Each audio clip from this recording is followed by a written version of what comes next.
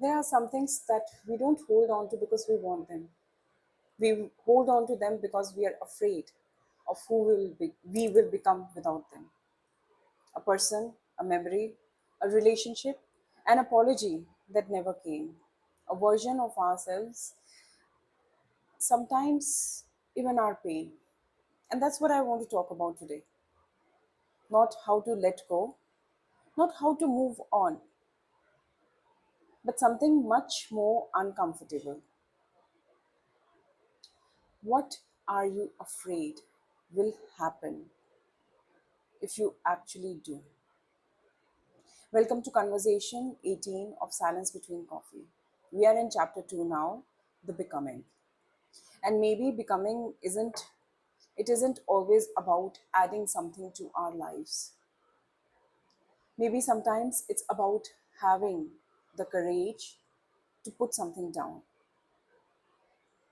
Think about it. Something you have been carrying for too long. Maybe it's resentment. Maybe it's someone's betrayal. Maybe it's a relationship that ended years ago but still occupies space in your mind.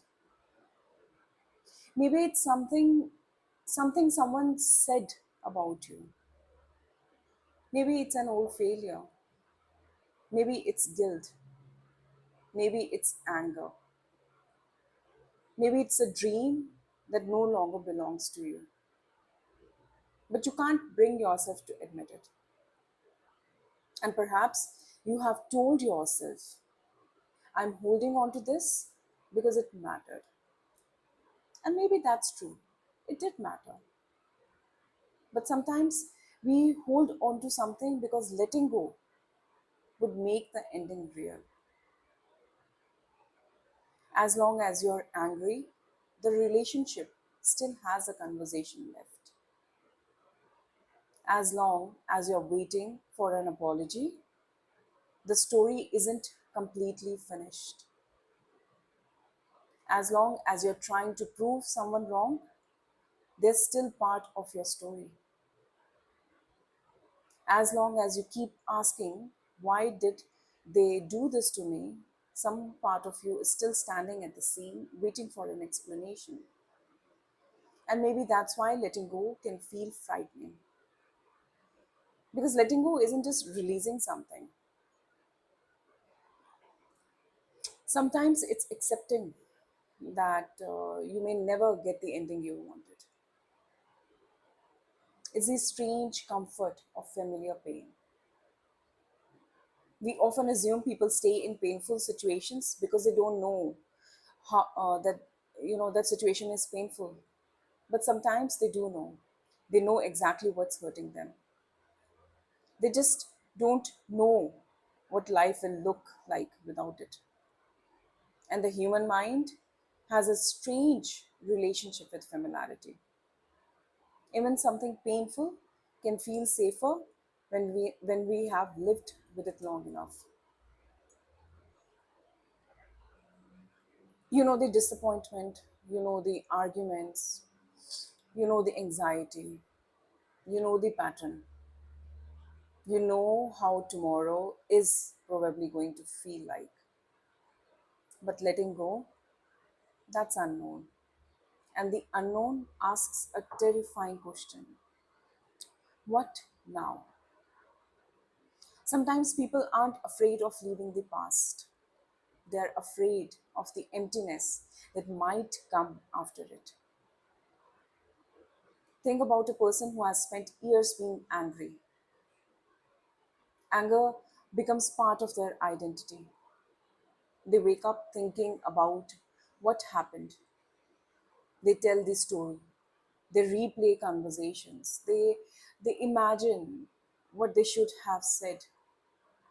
They imagine what the other person should have done. And eventually the anger becomes familiar. It becomes almost like an old companion. Then you know how someone says, you need to let it go. And they think, but if I let it go, Doesn't that mean what happened didn't matter? No, it mattered. You mattered. What happened mattered. But carrying it forever doesn't make it matter more.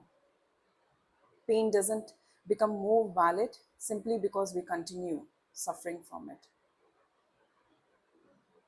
Letting go is not saying it was okay. I think this is where we often misunderstand letting go. We think letting go means it wasn't that bad. They really didn't hurt me. I forgive them completely. Everything is fine now. No, absolutely not. You can acknowledge that something was wrong and still decide it doesn't get to control your future. You can say that hurt me and also say, I am not going to build my entire identity around being hurt. You can remember without remaining. You can forgive, or you can choose not to forgive it. You can love someone and still leave. You can miss someone and still know they are not good for your life. What if you don't get that closure? And there's another reason we hold on. We're looking for closure. We think we need that one final conversation, one explanation, one apology, one moment where the other person finally says, I understand what I did to you. And then we will be free. But what happens if that conversation never comes? What if they never apologize? What if they never understand? What if they tell the story completely differently? What if they don't regret it? What if they move on as if nothing happened? Does that mean your healing has to wait? And that's a painful question, very painful question, trust me. Because sometimes the closure we want isn't going to come from the person who created the wound. And waiting for them to give us permission to heal can can become another form of staying attached. Sometimes closure isn't a conversation. Sometimes closure is a decision. I know enough. I don't need to know everything. The person you're waiting to become is maybe you're not actually holding on to a person. Maybe you're holding onto a version of yourself, the version who was loved by someone, the version who had a certain dream, the version who believed everything would work out exactly as planned, the version who thought by this age my life will look like this. And then what? Then life happened. A relationship ended, a career changed, a friend disappeared, a dream didn't come work out. Something you thought was permanent wasn't. And suddenly you're grieving not only what you lost, but who you thought you would become. That's a different kind of grief, trust me. And sometimes we need to let go of an imagined future because we can create a real one. Imagine holding a glass in your hand.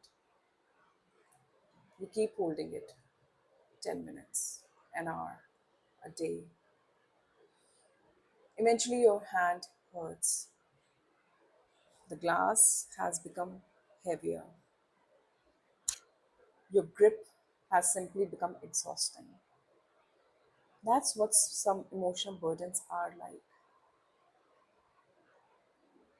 The situation may be changing, but you're constantly gripping it. replaying it, analyzing it, protecting it, returning to it. And maybe the question isn't how do I make this stop hurting? Maybe the question is, why am I still gripping it? Because the moment you release your hand, you create space.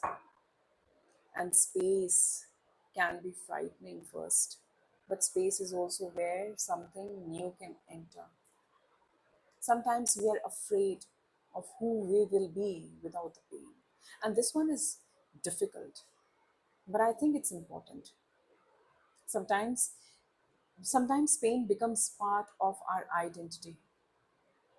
You become the person who was betrayed, the person whose relationship failed, the person whose family didn't understand them, the person who was abandoned, the person who was rejected. And those things may be true, but they are not the entirety of you. If you have spent years telling yourself a particular story, letting go of the story can feel like losing yourself. So just ask yourself, if I wasn't angry anymore, who would I be? If I stopped waiting for them to regret it, what would I do with that energy? If I stopped trying to prove myself, what would I actually want? If I stopped defining myself by what happened to me, what would I define myself by? Maybe that's the real work of becoming. Not becoming someone completely different, but discovering who you are when your old pain is no longer making all the introductions. Letting go doesn't have to be dramatic. We sometimes imagine letting go as one big moment. You burn the letters, delete the photographs, delete their number, block them, leave the house, start over again, change the city. And sometimes, yes, it is dramatic, but often letting go is much quieter. It's when you don't check anymore, when you stop rereading the message, when you stop explaining yourself to someone who has already decided how they see you, when you stop imagining what you would say if they came back, when you stop checking whether they are happy without you or not, when you stop needing their life to prove that yours is better, when their name appears and something inside you simply says, that was then. There's no anger, no performance, just peace. That's letting go too. And maybe you're listening to this thinking, I understand all of this, but I'm not ready. And that's okay too. Healing shouldn't become something, become another performance. You don't have to force yourself to release something just because someone told you that you should. Sometimes we need to sit with our grief before we are ready to put it down. So don't ask yourself, why can't I let go?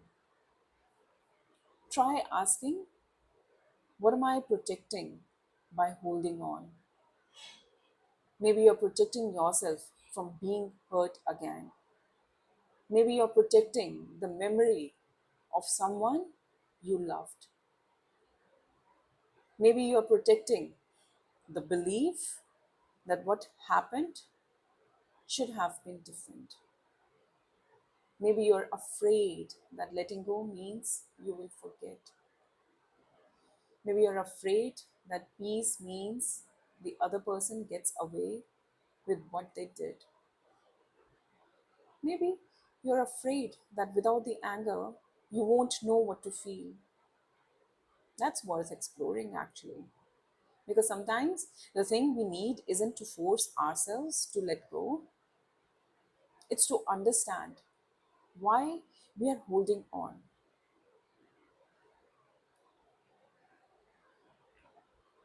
So here's a coffee pause for this conversation. Take a piece of paper and write. If I let go of this, I am afraid that, and finish the sentence. Don't try to make it beautiful, don't make it wise. Be brutally honest. Maybe if I let go, I'll feel like they won. If I let go, I'll have to admit that it is really over. If I let go, I will have to figure out who I am now. If I let go, I might miss them. If I let go, nobody will ever know how badly I was hurt. Whatever comes up, just don't judge yourself. Because sometimes the fear underneath the attachment is more important than the thing we are attached to. And then write one more sentence. What would become possible if I didn't have to carry this anymore? Maybe you had sleep better. Maybe you had have more energy. Maybe you had loved differently. Maybe you had trust yourself again. Maybe you had create something. Maybe you will travel. Maybe you would stop checking your phone. Maybe you would finally maybe you would finally become curious about your own future. Maybe you simply would breathe a little easier. There are things in life we will never get back. People, years, opportunities, versions of ourselves. And perhaps growing up means learning that not everything needs to be recovered. Some things need to be remembered. Some things need to be grieved. Some things need to be forgiven. Some things need boundaries. And some things simply need to be released. Not because they weren't important, but because you are. You deserve a life that isn't permanently organized around what happened to you. You deserve relationships that don't require you to constantly prove your worth. You deserve mornings that aren't spent replaying yesterday. You deserve a future that isn't waiting for an apology from the past. And perhaps the greatest act of letting go isn't saying, I don't care anymore.